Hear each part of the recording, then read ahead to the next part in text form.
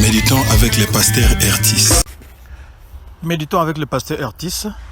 Nous sommes dimanche le 5 juillet. Nous méditons selon le programme de la Ligue pour la lecture de la Bible qui édite le lecteur de la Bible 2020. Le texte, c'est 2 Samuel 9, 1 à 13. Pour approfondir cette méditation, le lecteur nous propose les questions suivantes. Y a-t-il un exemple à suivre ou à ne pas suivre? Quelle vérité Dieu me révèle-t-il? Quel verset m'interpelle le plus? Pour ma prière, y a-t-il quelque chose que Dieu me montre, dont j'ai à me repentir, auquel croire et obéir, pour lesquels le remercier et le louer, pour lesquels lui formuler ma demande? Dans ce texte, nous verrons la gentillesse du roi David envers un descendant de Saül, le fils de son ami Jonathan, et ses descendants s'appelaient Méphi-Bosheth. Prions. Seigneur, nous voulons apprendre de toi. Nous voulons bien comprendre cette histoire qui nous fait montrer la grâce que tu exerces envers nous, les pauvres pécheurs.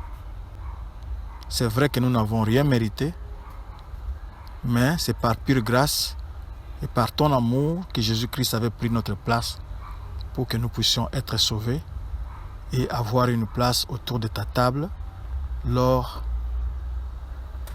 de la grande célébration qui aura lieu aux cieux.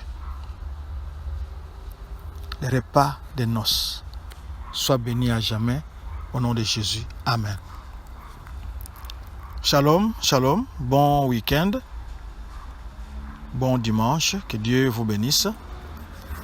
Nous allons commencer au premier verset. Un jour, David demanda, reste-t-il un survivant de la famille de Saül? J'aimerais le traiter avec bonté à cause de Jonathan. Rappelons que Jonathan était ami à David. Il s'était aimé réellement. Même si Jonathan savait que c'est David qui remplacerait un jour, qui prendrait le trône d'Israël, Jonathan n'en était point jaloux. Parce qu'en principe, c'était la place de Jonathan. Mais Jonathan savait que c'est Dieu qui décide, ce n'est pas à lui de se battre pour accéder au trône. Ils avaient fait une alliance, ils avaient conclu une alliance et Dieu permet à ce que David puisse se souvenir de cette alliance et chercher s'il y a des survivants de la famille de Saül. Comme il a dit, il veut les traiter avec bonté à cause de Jonathan, son ami, qu'il avait vraiment aimé profondément. Et le verset 2 nous précise que la famille de Saül avait eu un serviteur nommé Siba. Ce serviteur-là, lui au moins, devait connaître où se trouverait, où pourraient se trouver les membres de la famille de Saül. Notons aussi en passant que Saül était un Benjaminite. Benjamin n'était pas très loin de Jérusalem. Mais, comme nous allons le voir ici par la suite, Méphi-Bosheth a préféré aller se cacher très loin.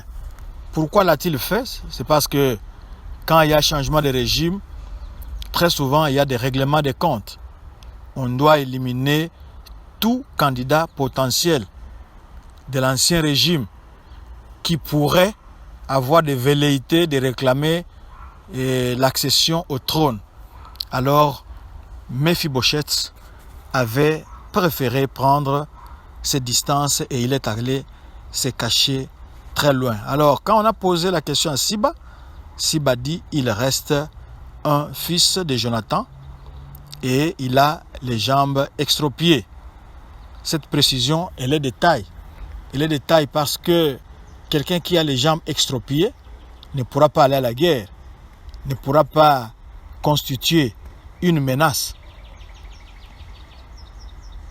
Et le roi va exprimer le désir de rencontrer ses fils de Jonathan qui avaient les jambes extropiées, c'est-à-dire qu'ils ne pouvaient pas marcher. Et pourquoi? C'est parce que lorsqu'il avait 5 ans, quand son père Jonathan et son arrière-grand-père, son grand-père plutôt, Saül, étaient morts le même jour au combat, la servante, la bonne, qui fuyait avec Mephibosheth, l'avait laissé tomber et c'est depuis ce jour-là que cet enfant est resté perclus de pied. Il avait les jambes extropiées. L'endroit où se cachait Mephibosheth, c'était l'eau des Bar. C'était un endroit très loin. Il avait pris ses distances pour être sûr qu'on ne les rechercherait pas et il pourrait ainsi avoir la vie sauve. Alors David va envoyer quelqu'un à Lo-Débar pour que la situation de Mephibosheth puisse changer. Mephibosheth arrive chez David, c'est au verset 6. Il va se prosterner. Il va se jeter la face contre terre parce qu'il ne sait pas qu'est-ce qu'il attend. Il ne sait pas qu'est-ce qu'il attend. Il sait simplement qu'il appartenait à l'ancienne lignée, à l'ancienne dynastie qui avait été déchue. Alors, le nouveau roi qui règne, est-ce qu'il va les considérer? Est-ce qu'il va l'accueillir? Est-ce qu'il va les tuer? Il ne sait pas. Et il y a une grande question ici. Es-tu Mephibosheth? C'est bien moi, répondit-il. Alors, le roi comprend très bien la situation de ces garçons, de ces fils de son ami Jonathan. Il s'empresse de les conforter, de les mettre en confiance. Il lui dit au verset 7, n'aie pas peur. C'est comme ça que Dieu aussi agit envers nous. Quand il nous invite à lui, quand il veut que nous puissions être son enfant, il nous réconforte, n'aie pas peur. Et David de préciser, c'est à cause de ton père Jonathan, nous avions conclu une alliance. Nous avions conclu une alliance, c'est dans 1 Samuel 20, 14 à 17. Alors, il voulait maintenant tenir sa promesse. Il voulait tenir sa promesse. Je te rendrai toutes les terres qui appartenaient à ton grand-père Saül, et de plus, tu mangeras tous les jours à ma table. Mephibosheth devait se sentir indigne. C'est comme ça que nous nous sentons aussi en présence de Dieu. Nous sommes indignes de nous approcher de lui. Nos péchés nous font boiter. Mais le Dieu de grâce veut nous traiter avec bonté et fait rare. Cela n'a jamais eu lieu dans cette contrée-là qu'un roi puisse remettre les terres à une dynastie déchue. Il va remettre les terres de Saül à son petit-fils Mephibosheth. Et le verset 8 reprend une question intéressante de Mephibosheth. Pourquoi le roi se préoccupe-t-il de moi un pauvre chien crevé. Il est étonné. Il s'attendait à pire. Il s'attendait peut-être à être reçu, mais non à recevoir de largesses de la part du roi. Récupérer les terres qui appartenaient à son grand-père, les terres qu'il avait perdues, et il n'avait même plus espoir de pouvoir les récupérer, surtout qu'il était perclus des 2 pieds. Mais Dieu veut lui montrer sa grâce et Méphibosheth utilise une expression bien connue de David. Il parle d'un chien crevé. Oui,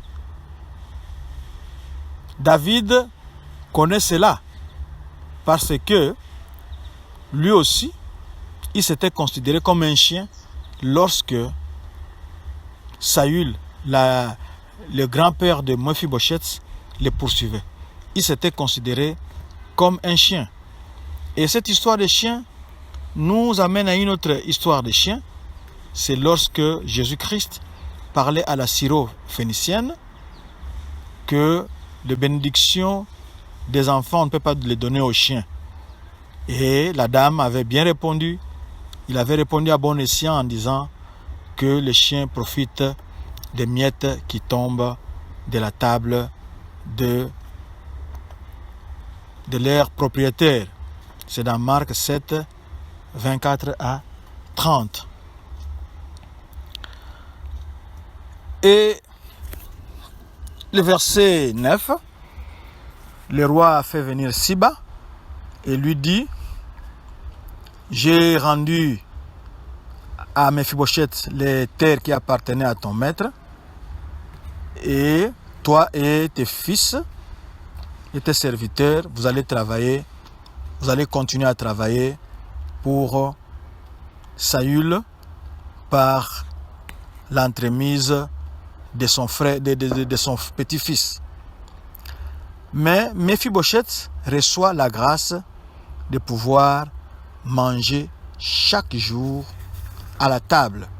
Il n'est plus un chien crevé, on le prend comme étant un prince qu'il était, un prince qu'il est maintenant. Il doit manger chaque jour à la table du roi David. Ephésiens 2, 6 et 7 nous dit que Dieu aussi nous a fait asseoir autour de lui dans les lieux célestes. Ici, Méphibosheth reçoit cette grâce-là de pouvoir manger chaque jour à la table. Nous sommes au verset 12. Méphibosheth avait un jeune fils, Mika, et il disposait pour son service personnel de tout ce qui habitait la maison de Siba. Du fait qu'il boitait des 2 pieds, il s'installa à Jérusalem pour aller chaque jour manger à la table du roi. Il a la grâce d'être invité à aller manger à la table du roi. Nous connaissons ce roi très bien. C'est le roi David. Quand il s'était approché pour mettre le siège de Jérusalem, tellement que les Jébusiens étaient sûrs des défenses de leur ville, ils ont dit: nous, les bons Jébusiens, n'allons pas combattre. On va te donner simplement les boiteux, les aveugles, ils vont te repousser. Tellement que notre ville est bien défendue par ses remparts.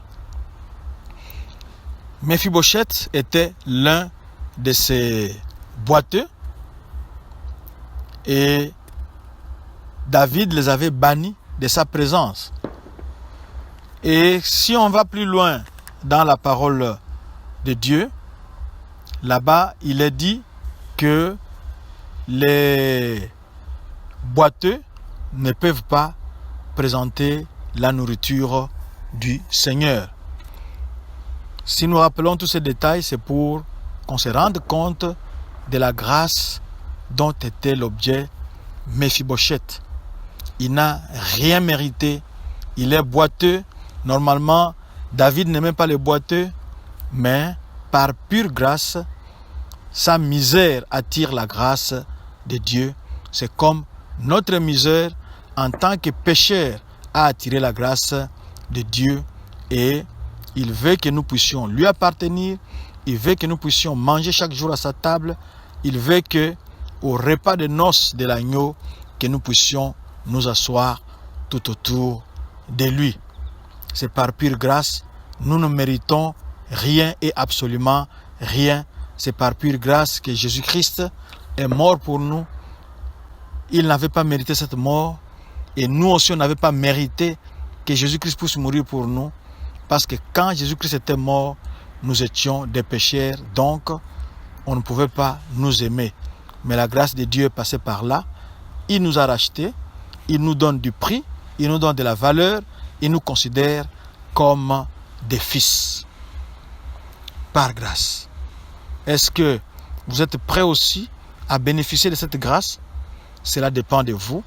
Si c'est votre désir, nous allons demander à Dieu, maintenant par la prière, que Jésus-Christ puisse aussi entrer dans votre vie afin que vous deveniez un prince, afin que vous deveniez un fils de Dieu et pouvoir manger à table, pouvoir rencontrer le roi, pouvoir lui parler, lui adresser des prières. Prions. Répétez après moi. Seigneur Jésus, je ne mérite rien, mais je reconnais une chose. Par pure grâce, par ton amour, tu avais pris ma place à Golgotha. Je t'invite dans ma vie. Entre, prends la première place pour que moi aussi, je devienne fils du roi et pouvoir manger à sa table de grâce chaque jour. Merci et Amen. Oui, remerciez Dieu de votre côté pour la grâce qu'il vous fait d'être appelé son fils, d'être appelé sa fille. Et que Dieu vous bénisse. Notre adresse, www.églisedocsadeo.com, sur Facebook, Doxadeo Lushi, sur Twitter et YouTube, Doxadeo Lubumbashi. Shalom et bon dimanche.